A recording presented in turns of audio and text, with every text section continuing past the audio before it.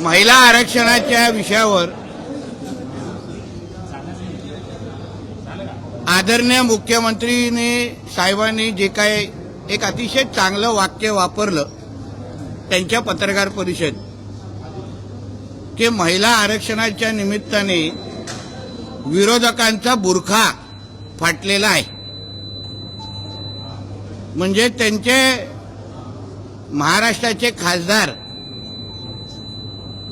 जे जे फतव्यांवर निवडून आलेले आहेत, ज्यांचे पाकिस्तानवरून त्यांचे अब्बा बसून महिला आरक्षण कसं रद्द होईल, कसा विरोध होईल, त्या दृष्टिकोनातून सातत्याने मार्गदर्शन करतात.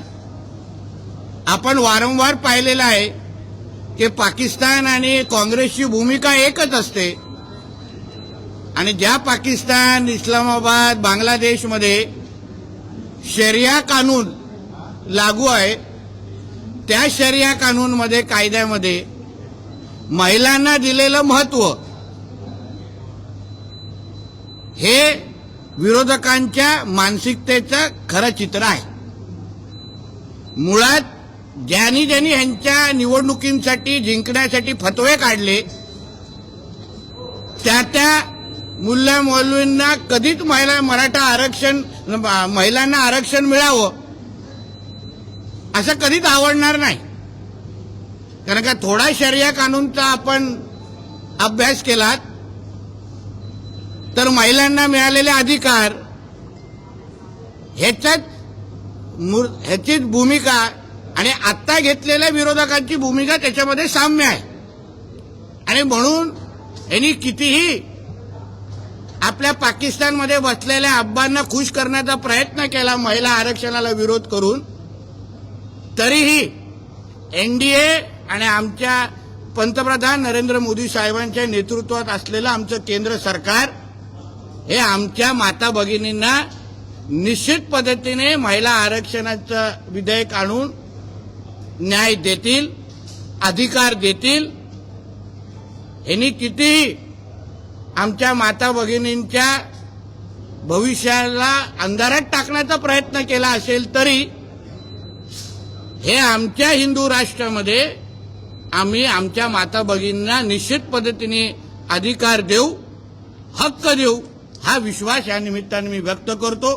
हल्ली आलेले जे काही विरोधकांचे, काँग्रेसवाल्यांचे जे काही त्यांच्या भूमिका आहे किंवा टीका आहे, तुम्हाला इकडल्या आमच्या देशातल्या माता भगिनींची चिंता नाही, पण कोणतरी पाकिस्तानमध्ये बसून तुम्हा लोकांना स्क्रिप्ट लिहून देतो आणि ते तुमचा राहुल गांधी असो, इथे सुप्रियाताई असे वाचून दाखवतात, ते काय आम्ही सहन करणार नाही. यासाठी जी लढाई रस्त्यावरची लढायची आहे ती निश्चित पद्धतीने काल जसं मुंबईतला एक विराट मोर्चा निघाला त्याच पद्धतीने महाराष्ट्राच्या सगळ्या माता भगिनींसाठी आम्ही त्यांचे भाऊ म्हणून निश्चित पद्धतीने उभे राहू आणि त्यांना ताकद देऊ.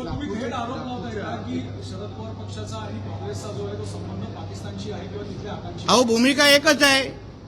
तुम्ही एकदा सुप्रियाताईंची भूमिका ही लव्ह जिहादच्या समर्थनाची आहे. तुम्ही व्हिडिओ पण असंख्य वेळी पाहिलेले आहेत. आणि म्हणून जी काही भूमिका असतात ते घेत आहेत. हे काय फतवे काढल्यानंतरच खासदार झालेले आहेत. तुम्ही लोकसभेच्या निवडणुकीच्या वेळी बघितलेले आहेत कितींदा हे लोक कुठल्या कुठल्या मस्जिदीमध्ये जाऊन फतवे काढून खासदार झालेले आहेत. वोट जिहादच्या निमित्ताने ते निवडून आलेले आहेत. आणि म्हणून ह्या मानसिकतेचे लोक कधीच हिंदू राष्ट्रामध्ये किंवा ह्या राष्ट्रामध्ये महिलांना अधिकार मिळायला देणार नाही. हे सरळ स्पष्ट आहे. हा विषय संपला का? आपल्याला विनंती, हा विषय संपला. याच्यावर काय प्रश्न असतील तर पुढे घेऊ. याला जरूर सर बोलतो. विजय वडेट्टीवारांनी देखील आरोप केलेला आहे की 10-20 महिलांचा तुम्ही मोर्चा काढून कुठेतरी राजकीय तुला मोजायला आलेले का काल बुरखा घालून? विजय वडेट्टीवार काल बुरखा घालून मोजायला आले असतील की आमचे 10-20 लोक होते की 20,000 लोक होते, त्यांनी पुरावा द्यावा. तर 1-2 होत्या पुरुषांची चप्पल घालून, कदाचित त्याच्यातला एक विजय वडेट्टीवारच असेल. शाहीनबागमध्ये जो आरोपी आहे त्याचं कनेक्शन आहे ते काचेशी असं म्हटलं जातं. नागपूरची जी एकजूट आहे छळवाचा जो प्रयोग करतात. अहो हे जेवढे अतिरेकी आहेत ते सगळे हिरवेच आहेत, हिरव्या रंगाचेच असतात. दुसरा कुठला रंग दिसलेला आहे का? मग कॉर्पोरेट जिहाद पासून अतिरेकी पासून कोणाचाही रंग बघितला तो हिरव्यावरच थांबतो. तर त्याच्यामध्ये नवीन आश्चर्य वाटण्यासारखी काय गोष्ट आहे? तिथे ओरोसगावचा एक विषय आहे, तिथे टोल नाका परत एकदा सुरू करायचा स्वप्न सांगितलं जाते. तुम्ही अनेकांनी तिथे विरोध केला होता. असं नोटिफिकेशन आलेलं असं आम्ही ऐकतोय. त्याच्याबद्दल आपण अभ्यास करू आणि जे लोकभावना आहे त्याचा आदर करून आम्ही भूमिका घेऊ त्याच्यात काय विषय आहेत ते नाही. उद्धव ठाकरे यांनी या सगळ्या संदर्भात हा? उद्धव ठाकरे यांनी या सगळ्या संदर्भात बोलताना सरसंघचालक पासून ते संपूर्ण भाजप म्हणजे आम्ही काही बुरखा घालत नाही, त्यामुळे आमचे बुरखे पाडण्याची वेळ येणार नाही, जी थेट टीका संघापासून ते भाजपवर केली आहे. अहो पण ज्याच्या राजकीय धर्मांतर झालेला आहे, ज्याला आता हिंदू मानत नाही, तो काय दुसऱ्या हिंदूंवर टीका करतो? तो आता 5 वक्त नमाजी म्हणजे उद्धव खान आहे. तो आमच्यात राहिलेला नाहीये म्हणून त्यांनी आम्हाला हिंदुत्वाचं सर्टिफिकेट उद्धव ठाकरेंनी तरी देऊ नये. सर, मालेगाव बॉम्ब ब्लास्ट वरून काँग्रेसने भगवा दहशतवादाचं वक्तव्य केलं होतं. आता कोर्टाने या सर्व आरोपींची निर्दोष मुक्तता केलेली आहे. मालेगाव आजच निकाल लागेल. तो म्हणजे सिद्ध होतं ना की भगवादारी कधी दहशतवाद करत नाहीत. त्यावेळी हिंदूंच्या विरुद्ध षडयंत्र करणारा काँग्रेस, म्हणून तर मी आता जी भूमिका बोलली ना की पाकिस्तान आणि काँग्रेसची भूमिका एकच असते. ISI, अल कायदा, PFI आणि काँग्रेसची भूमिका एकच असते. जे इस्लाम राष्ट्र शरिया कानून मानतात त्यांची आणि काँग्रेसची भूमिका एकच असते. आणि म्हणूनच ते हे लोक महिला आरक्षणाला विरोध करतायत. कारण का त्यांच्या कधीतरी आपण कुराण उघडून पाहिलं तर तिथे कळेल महिलांना किती महत्व, काय महत्व आहे. मग त्याच्यावरून कळेल काँग्रेस आणि जे त्यांचे इंडिया अलायन्सचे साथीदार आहेत ते या महिला आरक्षणाला काय विरोध करतायत. हे सगळं शरिया कानूनातूनच कळतं, ज्याचे हे लोक मानकरी आहेत. नाशिकनंतर पुण्यामध्ये देखील एका मल्टीनॅशनल कंपनीमध्ये तिथली विश्रांती कक्ष आहे त्याचा वापर एका धार्मिक उद्देशाने केला. आता हे कॉर्पोरेट जिहादच्या निमित्ताने असंख्य जागी जिथे जिथे ह्या गोष्टी होत आहेत, आम्हाला एक समाधान वाटतंय की त्या कॉर्पोरेटमध्ये होणारा जो जिहाद आहे त्या संबंधित आता माता भगिनी असो किंवा जे पीडित ते बाहेर येऊन बोलायला लागलेले आहे. हाच तर आमच्या हिंदुत्ववादी सरकारचं खरं यश आहे. आमच्या मुख्यमंत्र्यांवर असलेला विश्वास आहे. बोलल्यावर आम्हाला न्याय भेटतो. ही जी भूमिका, हा जो विश्वास आमच्या त्या कॉर्पोरेट कंपनीमध्ये पीडित लोकांचा आहे ना, तोच आमचं खरं यश आहे. त्यांनी अजून येऊन बाहेर बोलावं. मी तर हेही पुढे बोलतो, जसं आता शाळेमध्ये स्कूल्समध्ये हिजाब घालू की नाही, बुरखा घालू की नाही हा प्रश्नचिन्ह आहे, तसंच कॉर्पोरेट कंपन्यांमध्ये हिजाबला परवानगी देऊ की नाही, बुरखाला परवानगी देऊ की नाही, ह्याच्या बाबतीमध्ये पण भूमिका घेतली पाहिजे. कारण का नेमकं आपण हिजाब घालायला देतो, बुरखा घालायला देतो, त्याच्यामुळे बाकीच्या लोकांना पण बुरखा घालण्याची जे काही जबरदस्ती चालू आहे ना ते त्या निमित्ताने बंद करावं. नाहीतर आम्ही आता लेन्स कार्ड सारख्या कंपनीमध्ये टिकायला परवानगी नाहीये, मग बुरखाला काय तिथे, मग बुरखाला पण बॅन करा सगळीकडे. कॉर्पोरेट कंपनीमध्ये बुरखा घालू नये ही अशी भूमिका घेण्याची वेळ आलेली आहे. सर, काल नाशिक नंतर पुण्यात देखील काही मल्टीनॅशनल कंपनीजमध्ये झाला की उद्धव ठाकरे परत एकदा उमेदवार असतील असं सांगितलं हा? होतं. उद्धव ठाकरे हे विधान परिषदेसाठी परत एकदा इच्छुक आहे. तर लाचारच माणूस आहे. यामुळे उद्या तुझ्या गावाच्या सरपंच पदासाठी पण उद्धव ठाकरे इच्छुक होईल. तो लाचारच आहे. त्याच्यामध्ये नवीन काय आहे? अहो तुम्हाला माहिती असेल तेव्हा त्यांचं सरकार पडलं तेव्हा ह्याच लाचारांनी सांगितलेलं ना की मी विधान परिषदेचं पण राजीनामा. कुठे गेला राजीनामा? आता नाक घसटत सगळीकडे फिरेल.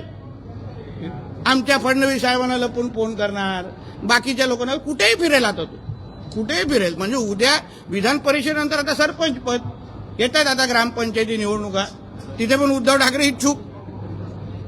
हिंदी में बताइए कि आज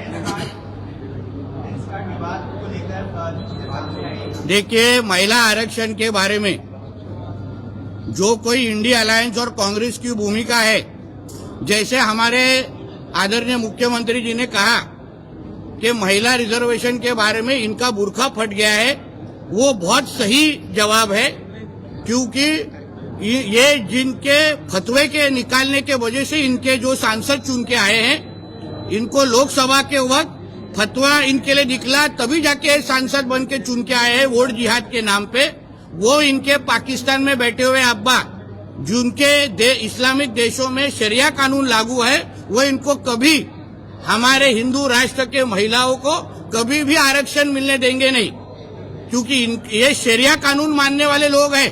जो इस्लामिक राष्ट्र में शरिया कानून माना जाता है, और वो शरिया कानून का थोड़ा आपने स्टडी किया तो उसमें महिलाओं को क्या दर्जा दिया है, क्या स्टेटस दिया है, उससे मालूम पड़ेगा कि कांग्रेस और इंडिया अलायंस की भूमिका और पाकिस्तान की भूमिका में कुछ फर्क नहीं है।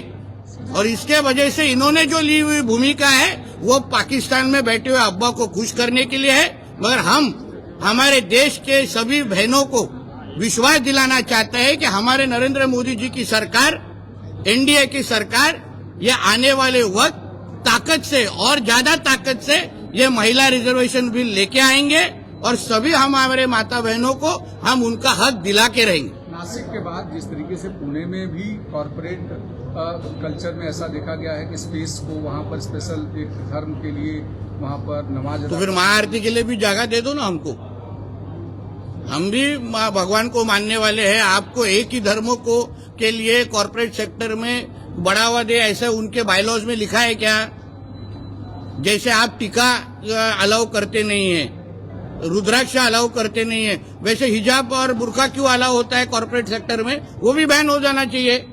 एक धर्म, अगर बहुत सारे लोग टेप रिकॉर्डर चलाते हैं, सर्वधर्म समभाव, भाईचारा, गंगा जमुना तहजीब, फिर गंगा जमुना तहजीब कॉर्पोरेट सेक्टर में नहीं है क्या?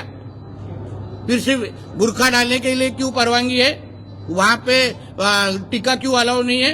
इसलिए जैसे स्कूल और कॉलेज में हिजाब और बुर्का का परमिशन मिलना चाहिए कि नहीं, वो एक भूमिका है, वैसे कॉर्पोरेट सेक्टर ने भी हिजाब और बुर्का को बैन करना चाहिए, ऐसी सबकी भूमिका आ रही है।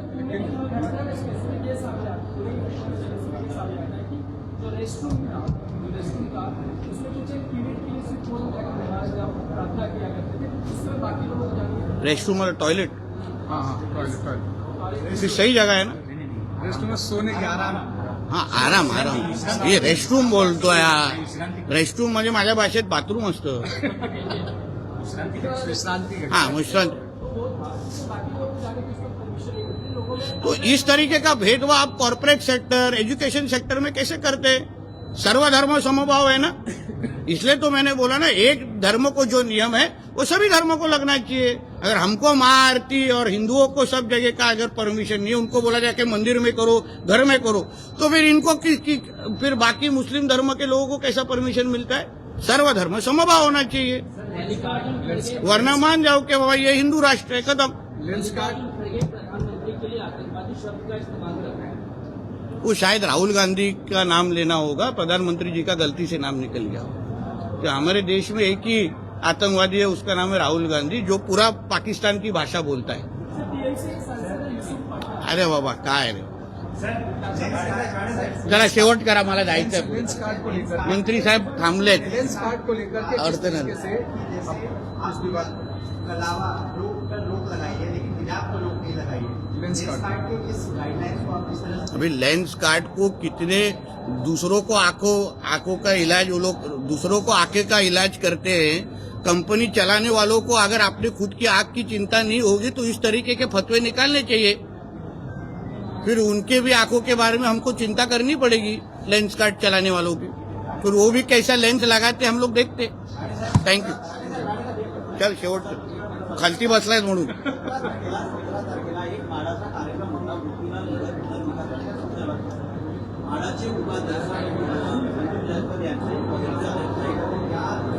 पण त्याच्या बाबतीमध्ये चौकशी चालू आहे ना। चौकशी बाबतीत बघा, एक लक्षात घ्या, आदरणीय मुख्यमंत्री साहेबांची जी भूमिका आहे ती आमच्या सगळ्यांची आहे। सरकार म्हणून योग्य ते चौकशी पण होईल आणि कोण चुकलं असेल तर कारवाई होईल। चला, थँक्यू।